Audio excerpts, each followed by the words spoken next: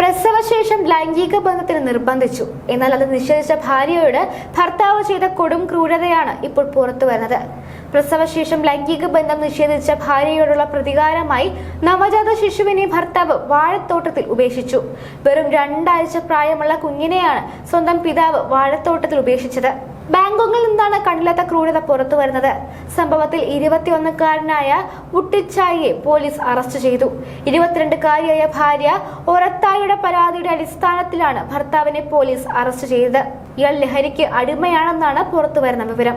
ഒറത്തായി ഒരു സുഹൃത്തിനെ കാണാൻ പോയ സമയത്ത് വുട്ടിച്ചായി തന്റെ 2 ആഴ്ച മാത്രം പ്രായമുള്ള കുഞ്ഞിനെ അടുത്തുള്ള ഒരു വാഴത്തോട്ടത്തിൽ കൊണ്ടുപോയി നിലത്ത് കിടത്തിയ ശേഷം ഫോട്ടോ എടുത്ത് ഭാര്യയ്ക്ക് അയച്ചു കൊടുക്കുകയായിരുന്നു.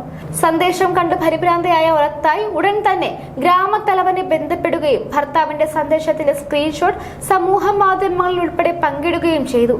ഇതോടെ വുട്ടിച്ചായി തന്നെ കുഞ്ഞിനെ പരിക്കേൽപ്പിക്കാതെ വീട്ടിലേക്ക് കൊണ്ടുവന്നു.